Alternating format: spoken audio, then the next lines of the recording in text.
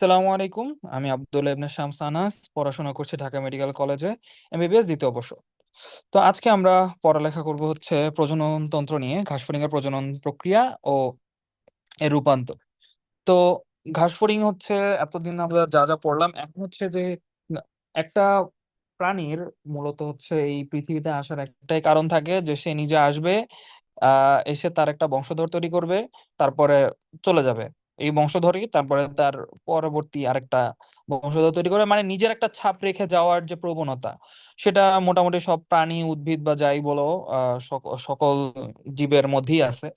তো এরকমই ঠিক একই ধারাবাহিকতা, যেহেতু ঘাসফড়িং একটা প্রাণী বা জীব, তো এখন সেটারও হচ্ছে এরকম একটা প্রক্রিয়া আছে। তো যে প্রক্রিয়াটা, এই প্রক্রিয়াটা যে নিয়ন্ত্রণ করে তাকে বলা হচ্ছে রিপ্রোডাক্টিভ সিস্টেম।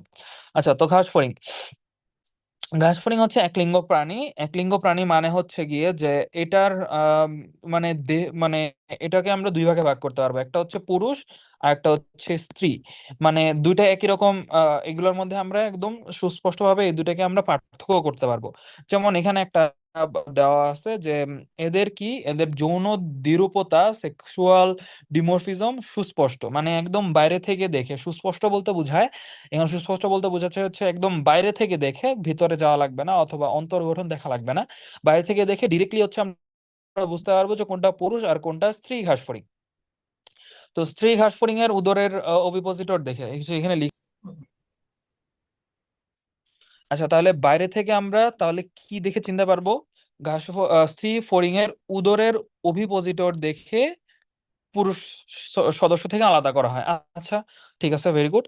এখন এই ঘাস ফড়িং এর প্রজননতন্ত্র হিমোসিলের পেরিভিসেরাল সাইনাসে অবস্থান করবে। কোথায় অবস্থান করবে? পেরিভিসেরাল সাইনাসে অবস্থান করবে। এই যে পেরিভিসেরাল সাইনাস, ভিসেরা বলতে কি বুঝেছিলাম? নরম অঙ্গ। তো বুঝাই যেতেছে যে বাকি দুটা যে ছিল, একটা ছিল হলো পেরিকার্ডিয়াক, আর একটা ছিল হচ্ছে কি জানি, যেটার মধ্যে হচ্ছে নিউরন থাকে, ভুলে গেলাম। তো পেরিনিউরাল, হ্যাঁ পেরিনিউরাল। তো তাহলে বুঝে যেতেছে যে এই পেরিনিউরাল যেটা, এটার মধ্যে শুধু স্নায়ু থাকবে, আর পেরিকার্ডিয়াল যেটা, সেটার মধ্যে শুধু হচ্ছে হৃৎপিণ্ড থাকবে। বাকি যা কিছু আছে, তার খাবার দাবার, তার চলাফেরা, তার হচ্ছে রেচন, তারপরে তার প্রজনন, যা হবে সব এই হচ্ছে পেরিভিসেরাল সাইনাসে থাকবে। তো এটা নর্মাল জিনিস যে ওই দুইটা জিনিস বাদে বাকি যা পাবো সব আমি কোথায় দিয়ে দিব? পেরিভিসেরাল সাইনাসে। আচ্ছা, তো এখন এটাকে আমরা হচ্ছে দুই ভাগে ভাগ করছি যেহেতু, তো এটার দুইটার দুই রকম গঠন পাবো। একটা হলো পুংজনতন্ত্র, আর একটা হচ্ছে স্ত্রী জননতন্ত্র। তো পুংজননতন্ত্রে কি কি পাবো আমরা? প্রথমে পাবো হচ্ছে শুক্রাশয়, তারপর পাবো শুক্রনালী, তারপর হচ্ছে ক্ষেপণনালী, তারপর হচ্ছে সহায়ক গ্রন্থি ও শুক্রথলি। তো এটা হচ্ছে একটা মেকানিজমের মতো, যে একবার যদি বলতে চাই, তারপরে ডিপে যাচ্ছি। যে প্রথমে হচ্ছে এই যে শুক্রাশয় যেটা আছে, এই যে আমরা যে একটা ডিম্বাকার একটা শুক্রাশয় দেখতে পারতেছি, মানে এটা just, it's like an irony যে শুক্রাশয়টা দেখতে কেমন? একটা ডিম্বের মতো। মানে ডিম্বাশয় দেখাও দরকার ছিল হচ্ছে ডিম্বের মতো, কিন্তু দেখা যাচ্ছে শুক্রাশয় হচ্ছে ডিম্বের মতো দেখতে। তো এখান থেকে শুক্রাশয়ে বিভিন্ন মানে শুক্রাণু উৎপন্ন হবে, তারপরে এই যে শুক্রনালী, যেটা শুক্রনালী দিয়ে যাবে। তারপরে এখানে সহায়ক নালী যেগুলো আছে, এগুলা হচ্ছে এখানে কয়েক ধরনের তরল উন্মুক্ত হবে। তারপরে হচ্ছে এখানে শুক্রথলিতে গিয়ে বসবে। শুক্রথলিতে যাওয়ার পরে তারপরে এটা যে সময় হচ্ছে যাদের উত্তেজনা হবে বা হোয়াট এভার ইট ইজ, তারপরে স্টিমুলেশন পাইলেই তখন হচ্ছে এই যে ক্ষেপণনালীতে গিয়ে এই যে তাদের যে শিশ্ন বা পেনিস, পেনিস বলা যায়। আচ্ছা, পেনিসের নাম লিখা নাই, আচ্ছা যাই হোক, পেনিস টাইপ, মানে মানুষের ক্ষেত্রে যেরকম পেনিস সেরকম আর কি, শিশ্ন দিয়ে হচ্ছে এটা বাইরে চলে আসবে। এটা হচ্ছে একদম জেনারেল মেকানিজম। তো এটা এখন কোথায় কি থাকে বা কি কি নিয়ে তৈরি, এগুলো আমরা একটু দেখি। যে শুক্রাশয় দুটি কোথায় থাকবে? তৃতীয়, চতুর্থ এবং পঞ্চম দেহখণ্ডকের উদর গহ্বরের পৃষ্ঠপ্রাচীরে মিডিয়ান লিগামেন্ট দিয়ে যুক্ত থাকে। আচ্ছা, মিডিয়ান লিগামেন্টটা নামটা একদম দেখে মনে হচ্ছে যে মিডিয়ান মানে কি। তো মিডিয়ান এখানে মিন করতেছে হচ্ছে একদম মধ্যবর্তী, একদম মধ্যবর্তী, মানে দেখাচ্ছি আমি যে এটা যদি ঘাসফড়িং এর দেহ হয়, আচ্ছা একটা বড় করে আঁকি, এটা যদি ঘাসফড়িং এর দেহ হয়, এই ঘাসফড়িং এর দেহের ঠিক মাঝ বরাবর, একদম ঠিক মাঝ বরাবর যেটা, সেটাই হচ্ছে একদম একদম মিড মিড বা মিডিয়ান, ওইখানে ওইরকম একই মিন করতেছে মিডিয়ান। তো ঠিক মাঝ বরাবর যেটা আসবে সেটাই হচ্ছে গিয়ে, অ্যাকচুয়ালি সেটাকে বলছে মিডিয়ান প্লেন। তো মিডিয়ান প্লেন বরাবর আমাদের মিডিয়ান লিগামেন্ট থাকে বলে এটাকে আমরা হচ্ছে মিডিয়ান লিগামেন্ট বলে থাকি। তো এরপর কি বলছে? প্রতিটি শুক্রাশয় অনেকগুলো প্রতিটি শুক্রাশয় অনেকগুলো কি ক্ষুদ্রাকার স্বচ্ছ ফলিকল গুচ্ছ নিয়ে তৈরি। এই যে এখানে কিন্তু একদম স্পষ্টভাবে বোঝা যাইতেছে, এই যে ছোট ছোট, এই যে ছোট ছোট ধরু, এই যে ছোট, এই যে এরকম এরকম ছোট ছোট, এগুলো হচ্ছে ফলিকল। তাহলে এগুলো কি একটু বড় করি, যে এগুলো কি তাহলে,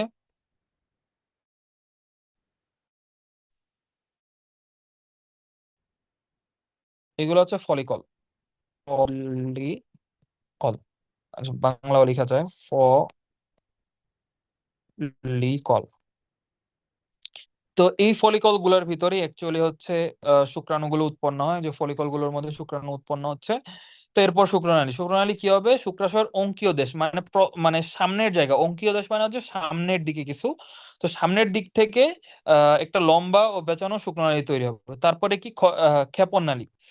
আচ্ছা, ক্ষেপণনালীর আগে দেখো এখানে যদি আমরা ভালো মতো দেখি, শুক্রনালী কিন্তু তারপরে সহায়ক গ্রন্থি হয়ে, তারপর শুক্রথলি হয়ে, তারপর হচ্ছে ক্ষেপণ হইতে গেছে। তাহলে আমরা ওই দুইটা আগে পড়ি।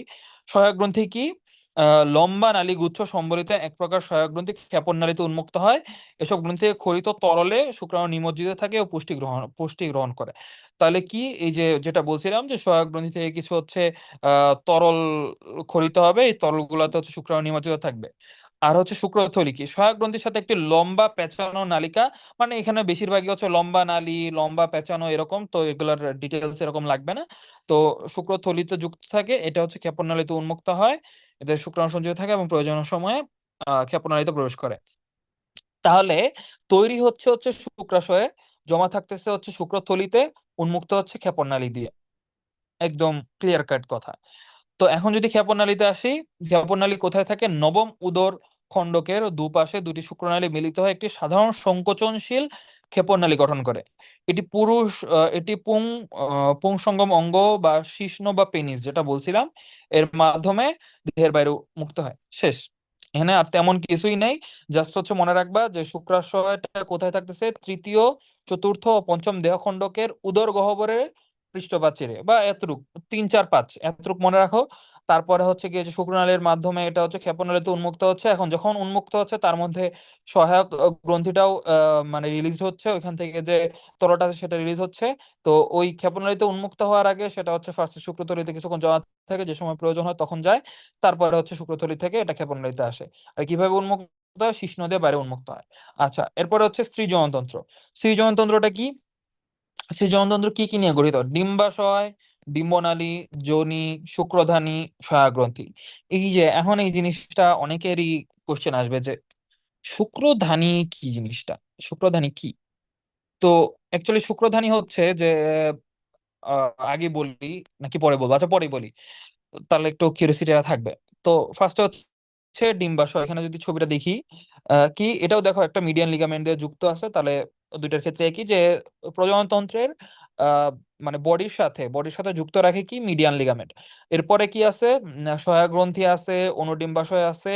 তারপরে হচ্ছে এই যে ডিম্বনালী, কিভাবে তাহলে সহায়ক এই যে অনুডিম্বাশয়, এগুলাতে হচ্ছে ডিম্বাণু তৈরি হচ্ছে, ডিম্বাণু তৈরি হয় ডিম্বনালী হয়ে, এখানে হচ্ছে ডিরেক্টলি কি, যোনি হয়ে, তারপরে ওভিপোজিটর যেটা দিয়ে হচ্ছে আমরা বুঝতে পারতেছি, যেটা কি বলে, সেক্সুয়াল ডাইমরফিজম, যেটা দিয়ে আমরা বুঝতেছি। তো এই ওভিপোজিটর দিয়ে হচ্ছে সৃজননন্দ দিয়ে বের হচ্ছে। এখন এখানে হচ্ছে স্পার্মাথিকা, যেটা স্পার্মাথিকাটা হচ্ছে শুক্রধানী। ওকে, তো এখন কি, ডিম্বনালী, আহ আচ্ছা ডিম্বাশয়, হ্যাঁ ডিম্বাশয়, তাহলে কয়টা, নলাকার 6 থেকে 8টি অনুডিম্বাশয় বা ওভারিওল নিয়ে গঠিত অনুডিম্বাশয়ে ডিম্বাণু উৎপন্ন হয়। আচ্ছা, তাহলে উৎপন্ন হয় কেমন, সারিবদ্ধভাবে অবস্থান করে, দেখা যাইতেছে যে এরকম সারি সারি অবস্থায় আছে, তো সারিবদ্ধভাবে তারা অবস্থান করবে, তাই না। তারপরে ডিম্বনালী, ডিম্বনালী কি, এই যে ডিম্বাশয় অনুডিম্বাশয়গুলো গোড়ার দিকের অংশগুলো একত্রে মিলিত হয় ডিম্বাণু গঠন করে। আচ্ছা, এই যে এটা হচ্ছে ডিম্বনালী, বলা যায় যে একসাথে মিলিত হয়েছে ডিম্বনালী। তারপরে ডিম্বনালী দুইটা একসাথে মিলিত হয়ে কোথায় উন্মুক্ত হয়, যোনি বা ভেজানাতে উন্মুক্ত হয়। তাহলে যোনি কোথায় থাকতেছে, সপ্তম উদরীয় খণ্ডক, সপ্তম উদরীয় খণ্ডকে মিলিত হয়। তাহলে মিলিত হয় কোথায়, এই লেভেলটা হচ্ছে সেভেন্থ, সেভেন্থ উদরীয় খণ্ডক। এখানে হচ্ছে আমাদের মিলিত হয় একটা পেশিবহুল যোনি। তাহলে ভেজানাটা কি, ভেজানাটা হচ্ছে পেশিবহুল হবে, যা ওভিপোজিটরের দুটি অংশের মাঝে অবস্থান করে। এটি ওভিপোজিটর হয়ে সৃজনতন্ত্রের মাধ্যমে বাইরে উন্মুক্ত হয়। আচ্ছা, তারপরে হচ্ছে এই যে শুক্রধানী বা স্পার্মাথেকা বা স্পার্মাথিকা হোয়াট এভার। তো এটা হচ্ছে একটু ইম্পর্টেন্ট, কারণ কিন্তু একবার বুঝে গেলে আর সমস্যা নাই যে এটা কেন এখানে থাকতেছে। শুক্রধানী বা স্পার্মাথিকা, হোয়াট ইজ দিস?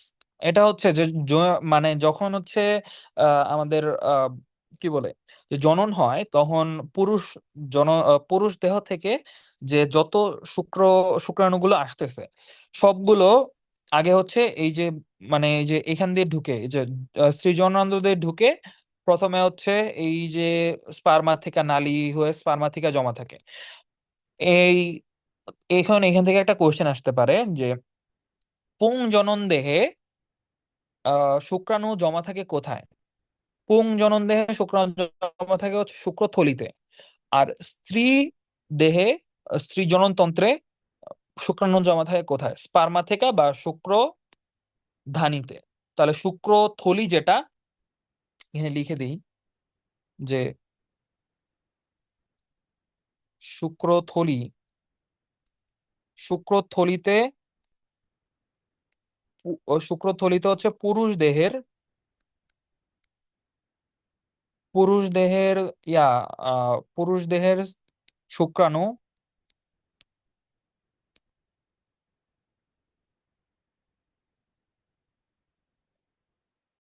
জমা থাকে। আর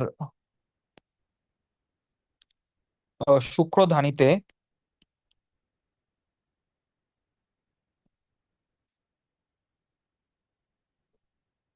স্ত্রী দেহে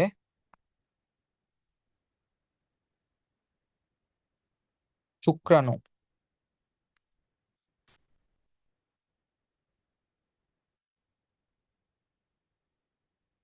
জমা থাকে। ওকে। তারপর কি? সহায়ক গ্রন্থি।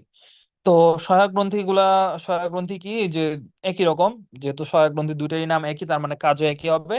যে হচ্ছে যে ক্ষরিত রস বা সিমেন্ট জাতীয় পদার্থ, ক্ষরিত রসটা কি সিমেন্ট জাতীয় পদার্থ, ডিম পাড়ার পর এগুলোকে থোকাবদ্ধ রাখতে সহায়তা করে। তো এখন যৌন মিলন নিষেক, ডিম বা পজিশন, এই জিনিসটা আমি একবারে বুঝাই। যে এই যে এটা হচ্ছে পুরুষ আর এটা হচ্ছে স্ত্রী। তো হচ্ছে এই জায়গার যে দেখা যেতেছে যে স্ত্রীর যে ইয়াটা, এটা হচ্ছে একটু বড় হচ্ছে কেন? এই এক্সট্রা পার্ট যেটা, এটা হচ্ছে ওভিপোজিটর। তো এই একটা জিনিস দেখে বোঝা যায় যে হইতেছে এটা অ্যাকচুয়ালি স্ত্রী না পুরুষ।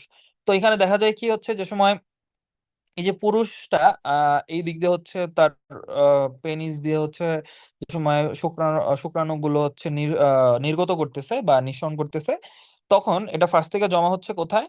এই যে স্পার্মাথিকাতে, হ্যাঁ। তারপরে যখন অনুডিম্বাশয় গুলা থেকে ডিম্বা আহ, ডিম্ব ডিম্বাণুগুলো সারিবদ্ধভাবে এদিক দিয়ে বের হতে থাকে, তখন একটা একটা করে এই জায়গাটায় নিষেক হয়। তাহলে কোথায় নিষেক হচ্ছে? সেম মানুষের ক্ষেত্রে যেরকম স্ত্রী দেহে নিষেক হয়, এখানেও স্ত্রী দেহে নিষেক হচ্ছে। তারপরে নিষেক হওয়ার পরে এই যে বললাম যে সিমেন্ট জাতীয় পদার্থ থাকে, তো এরপর এই ডিমগুলো যে সময় যে এখানে পারতেছে, যে এই ছবিটার মধ্যে যদি দেখি যে এই যে এরকম একটা গর্ত করে যে সময় পারতেছে, এটা কিন্তু অ্যাকচুয়ালি তার ওভিপোজিটরটা, হ্যাঁ। ও তার ফুল বডির মানে উদরীয় খণ্ডকে, উদরীয় পুরাটা সে হচ্ছে এর ভিতরে, এই মাটির ভিতরে ঢুকায় দেয়। বক্ষ পর্যন্ত ঠিক থাকে, উদরের যে পার্টটা আছে পুরোটা হচ্ছে মাটির ভিতরে ঢুকায় দেয়, ঢুকায় দিয়ে তারপরে হচ্ছে এর ভিতরে যে ডিমগুলা এগুলো হচ্ছে সে বের করে দেয়। তো এই যে যে সময় হচ্ছে বের হচ্ছে একটা একটা করে, তখন হচ্ছে এই এই তার ভিতরের যে স্পার্মাথিকা ছিল সেই স্পার্মাথিকা দিয়ে একটা একটা করে নিষেক হচ্ছে এবং বের হচ্ছে, এবং একসাথে অনেকগুলা থাকতেছে। এখন এগুলা কয়টা থাকে? যে গুচ্ছাকারে 20টা ডিম থাকে, তাহলে একটা গুচ্ছের মধ্যে 20টা ডিম থাকতেছে। তো একবার যে যখন তাদের প্রজননের সময় হয় বা প্রজননের সিজন আসে, তো এক সিজনে এরকম 10টি গুচ্ছে মোট 200টি ডিম পারে। ওকে। তাহলে কয়টা ডিম পারতেছে? 200টি ডিম, 10টি গুচ্ছে 20টি করে। ইজি।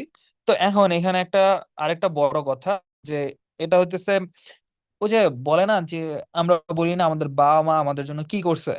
তো ঘাস ফড়িং এর ক্ষেত্রে এরকম তাদের যে বাবা মা, মানে এই যে বাচ্চাগুলোর যে বাবা মা, তারা হচ্ছে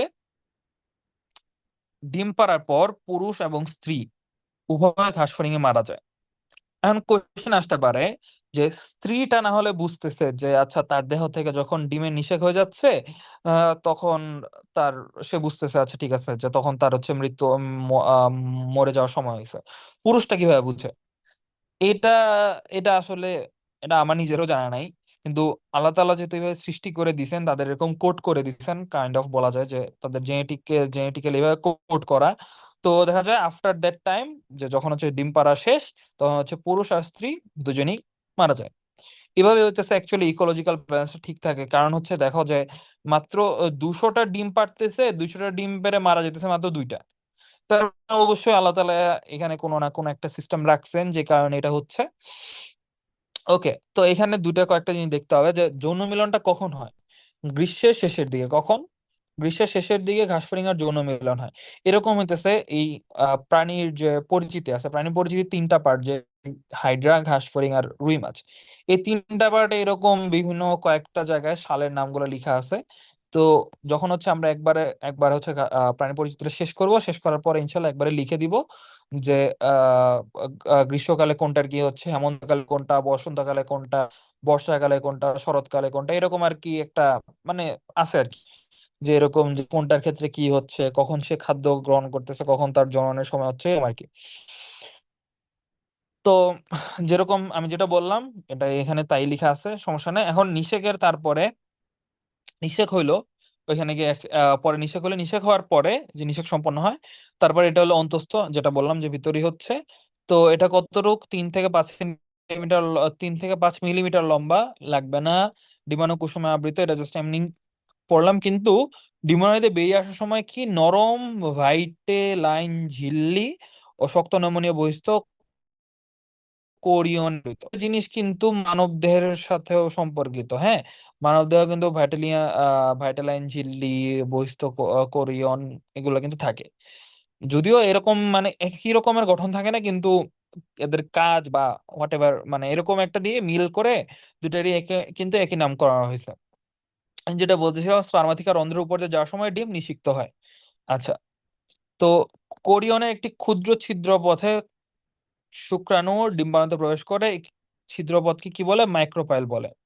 এটা একটা ইম্পর্টেন্ট, এটা জ্ঞানমূলকে আসতে পারে সিকিউতে, যে কোরিয়ন মাইক্রোপাইল কি? কোরিয়নের একটি ক্ষুদ্র ছিদ্র পথে শুক্রাণুর ডিম্বাণুতে প্রবেশ।